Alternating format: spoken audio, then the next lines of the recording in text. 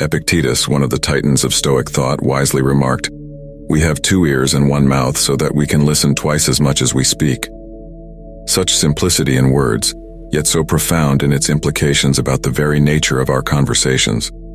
Stoicism, through its myriad teachings, offers a compass directing us towards meaningful and balanced interactions. But within its vast teachings are nuances, subtleties often overshadowed by the more renowned lessons. Today we embark on a journey to uncover 7 subjects that might be prudent to sidestep in our dialogues. Come along as we delve into these lesser discussed tenets, arming ourselves with the knowledge to engage more thoughtfully and serenely in the world around us. Before we begin, I would appreciate if you liked the video so that you can help me to continue spreading the Stoic philosophy. If you are not subscribed, I recommend you to subscribe and activate the bell so you don't miss any video. Subject number 1. Other people's flaws. We've all been there at a gathering during a casual coffee break, or perhaps in a digital chat group where the conversation shifts subtly from casual banter to discussing someone else's actions, choices, or character. The allure of gossip can be powerful, but what do we truly achieve by indulging in it? At its core, this practice sidetracks us from our personal growth journey, sowing seeds of negativity in our minds and the environment around us. For instance, imagine being at a family dinner where Aunt Martha's penchant for being perennially late becomes the evening's jest. Or, think about those times in the office pantry when colleagues gather, murmuring about someone's attire that might not meet the standard. These conversations might offer a brief, fleeting sense of camaraderie or superiority, but they erode the bonds of trust and companionship over time. A common misconception is that discussing others' flaws makes us more vigilant about our own. However, it does the opposite. Continual focus on external flaws can make us complacent about our internal growth. Instead, if we channel that energy towards understanding our own behaviors and attitudes, we stand to gain so much more. And it's worth remembering Marcus Aurelius's words in moments like these. Waste no more time arguing about what a good man should be. Be one. Isn't it more enriching to lead by example, demonstrating virtue in our actions and words? There's a certain serenity that comes with consciously deciding not to partake in gossip or needless criticism. The next time you find yourself in such a situation, you could consider guiding the conversation towards a more positive topic, or simply choose to listen without contributing. This not only preserves your peace of mind, but also subtly encourages a more uplifting environment for everyone involved. In essence, by refraining from discussing others' flaws, we're not just avoiding negativity, we're making a proactive choice to foster positivity, trust, and growth both within us and in our circles. Subject number 2. Your personal wealth or lack of it. In our digital age, where a casual scroll through social media often presents us with displays of affluence and curated success, discussing personal wealth, or the lack thereof, has become a precarious territory. On one side, there's the subtle pressure to keep up with the Joneses, and on the other, a fear of being perceived as lacking. Yet beneath these discussions and comparisons lies a turbulent undercurrent of emotions: envy, pride, insecurity, or sometimes even despair. Picture this. You're at a gathering where friends are discussing their recent vacations. One visited the Maldives and stayed in an overwater villa. Another explored the romantic streets of Paris. Listening to their tales, you feel a pang. Maybe you couldn't afford a vacation this year or chose to save for something else. The immediate reaction might be to either defensively justify your choices, or alternatively, share a past experience to level the playing field. Or take a contrasting scenario. You've recently received a significant raise at work or made a profitable investment. At a dinner with friends, the topic of finances comes up. It might feel tempting to mention your recent gains, not entirely out of arrogance, but perhaps to share your joy. Yet as the words flow, you notice the subtle shifts in body language: a friend's downcast eyes, another's polite yet distant smile. Suddenly, a light-hearted gathering takes on a different hue. Amidst these dynamics, it's invaluable to remember the teachings of Epictetus, who said, "Wealth consists not in having great possessions, but in having few wants." True wealth is not just materialistic affluence, but a state of contentment. It's about understanding and appreciating what we have, rather than yearning for what we don't. Sharing and celebrating success is wonderful, but it's essential to tread with sensitivity and awareness, ensuring we're not inadvertently sowing seeds of inadequacy or discontent in ourselves or others. Conversely, Feeling content with our financial status, regardless of societal standards, is an empowering stance. It frees us from the emotional roller coaster of constant comparison. To cultivate a Stoic approach to wealth, consider reflecting on your own relationship with money. Does discussing it bring you genuine joy, or does it stem from a place of wanting validation? Recognizing this can guide our conversations towards more authentic and harmonious exchanges.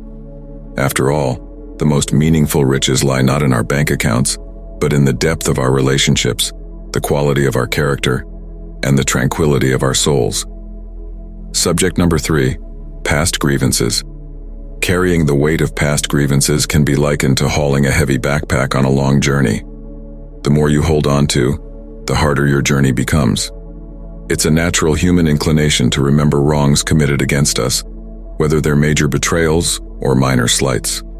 However, constantly discussing or reliving these grievances not only intensifies the burden but also prevents us from fully experiencing the present moment and the potential joys it offers.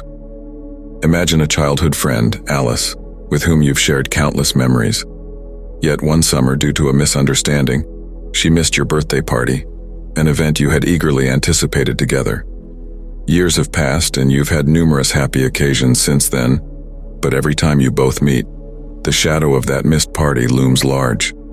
Instead of celebrating the present friendship and the shared bond, the conversations often circle back to that one grievance, preventing the relationship from blossoming further. As we navigate these feelings, recalling the words of Seneca can offer perspective. The greatest remedy for anger is delay. Instead of impulsively reacting to wrongs and cementing them in our memory, giving ourselves time to process and reflect allows us to approach the situation with a clearer, more balanced mindset. Moreover, with time, many grievances that seemed monumental in the moment often lose their intensity.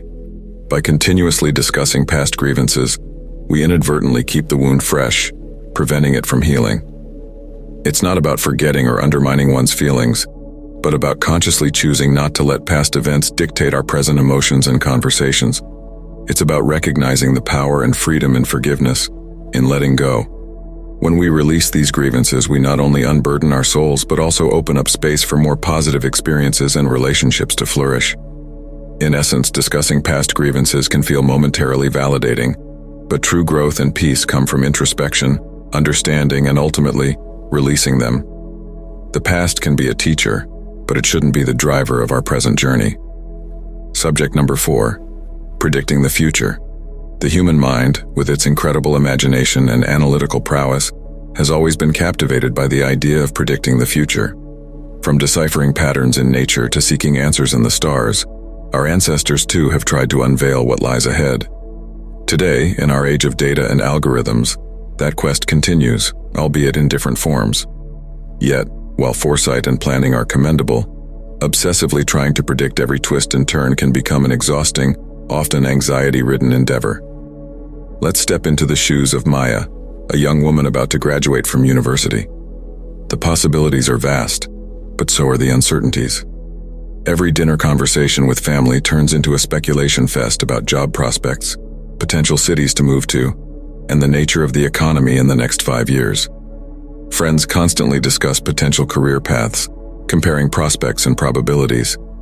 The result? Maya feels an overwhelming pressure, an anxiety stemming not from the present, but from the myriad unpredictable futures.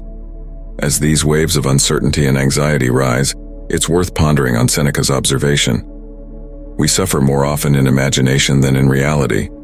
While it's practical and even wise to be informed and prepared, constantly discussing and speculating about an uncertain future can magnify imagined challenges, turning them into looming threats. More often than not, many of these predicted scenarios never come to pass, or if they do, they're rarely as daunting as our minds had amplified them to be. What Stoicism teaches us here is the value of embracing the present moment. Instead of getting lost in the maze of what-ifs, it's about grounding ourselves in the what-is. While we can't control every facet of the future, we can control our actions and responses in the present. By reducing the time spent on endless speculations, we can redirect our energies towards actionable, meaningful steps that align with our values and goals. While discussing potential futures can be enlightening, it's essential to strike a balance. The true beauty of life lies not in predicting every sunset and sunrise, but in marveling at the hues of the present moment, confident in our ability to adapt and thrive, come what may. Subject number 5. Petty controversies. The magnetic pull of controversy is deeply woven into the fabric of our social interactions. It caters to our innate curiosity and desire for connection, even if it's over topics that, in the grand scheme of things, might seem insignificant. Such controversies might appear harmless at first glance, yet their insidious nature lies in their ability to consume our mental bandwidth and divert our focus from matters of genuine substance. Jenna, an ambitious young writer, knows this all too well.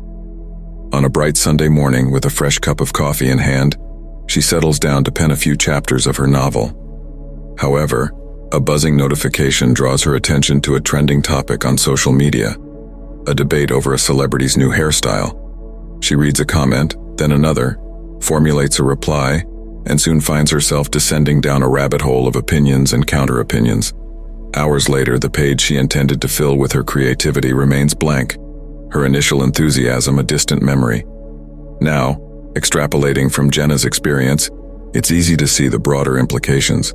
These minor distractions, if allowed to persist, can accumulate, morphing into significant obstacles in our personal and professional lives. They shift our conversations, dominate our free time, and more worryingly, begin to shape our self-worth and perception based on fleeting, often shallow metrics. The wisdom of Epictetus offers guidance in such scenarios. It's not what happens to you, but how you react to it that matters. This sentiment reminds us that while we cannot always control the influx of controversies in our environment, we hold the reins when it comes to our engagement. By consciously choosing where we direct our attention, we reclaim our mental space, ensuring that it's reserved for endeavors that align with our aspirations and values. But how do we cultivate this discernment? It starts with self-awareness. By regularly evaluating our motivations behind participating in a controversy, we can discern whether it's out of genuine interest or mere habit. It's also beneficial to curate our information sources, ensuring that what we consume aligns with our goals and values. To immerse oneself in the vast ocean of controversies is a choice. Yet, with awareness and intention, we can sail these waters, anchoring ourselves in discussions of depth and substance, and steering clear of the ephemeral whirlpools that seek to draw us in. The journey towards discernment is continuous, but with each conscious decision, we move closer to a life of purpose, undeterred by the fleeting storms of petty controversies. Subject number 6. Vain displays of knowledge. The pursuit of knowledge is a noble endeavor, yet it can sometimes lead us astray when the intent behind it shifts from personal growth to mere showmanship.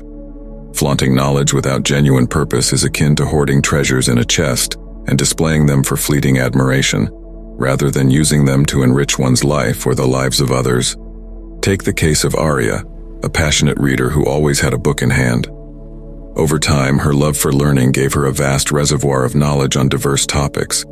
However, as she began to receive admiration for her intellect, a subtle change occurred.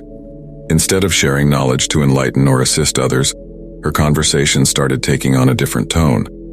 Whenever discussions arose, Arya would interject with obscure facts, often derailing the conversation's flow or overshadowing others' contributions.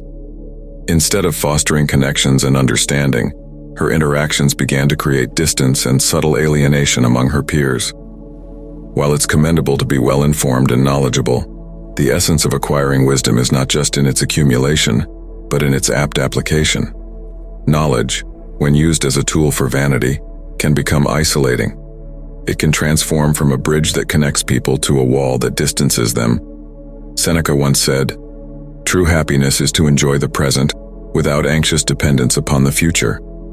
In the context of our discussion, this could be interpreted as enjoying the process of learning and sharing knowledge genuinely, without the anxiety of constantly proving oneself or seeking validation.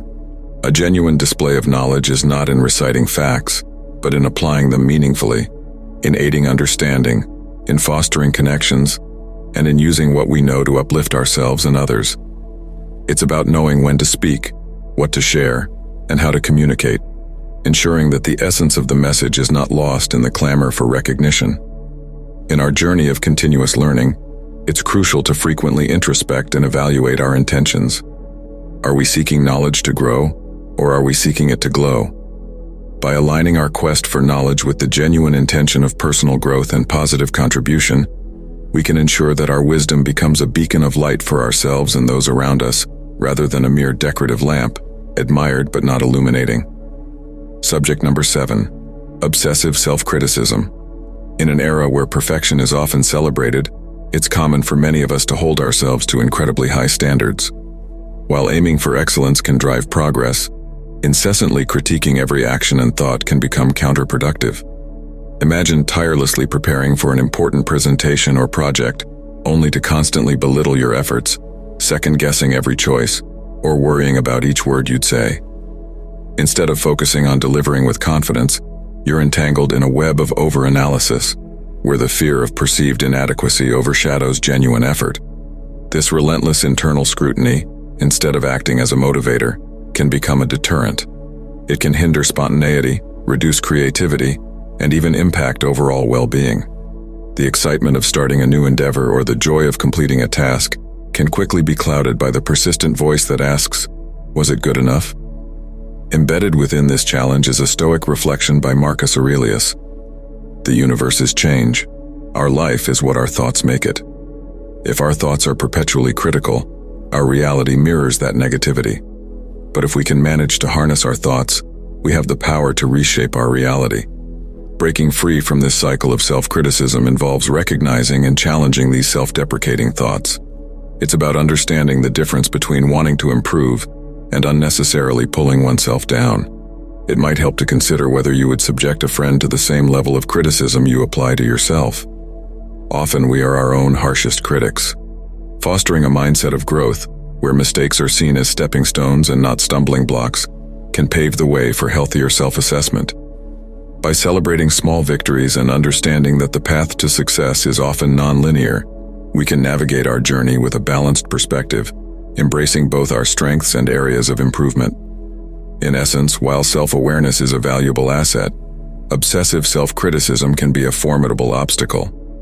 By cultivating a mindset of growth, compassion, and understanding, we can achieve a harmonious balance that fuels progress without compromising well-being. In our journey through life, understanding the nature of our conversations, both internal and external, can significantly shape our experiences and perceptions. As we've delved into today, there are subjects that, when ruminated upon excessively, can distort our vision and stifle our growth. I encourage you all to pause, introspect, and evaluate the narratives you often find yourself entwined in. Are there themes you're giving undue importance to? Moments or regrets that have outlived their relevance? Share your insights and reflections in the comments below. Your experiences might resonate with someone else, and together, we can foster a community of growth, understanding, and mutual support. Let's embark on this transformative journey hand in hand, fostering a better understanding of ourselves and the world around us. Thank you for sharing this enlightening journey with me, and until our next philosophical venture, may you always tread the path less traveled, the Stoic way.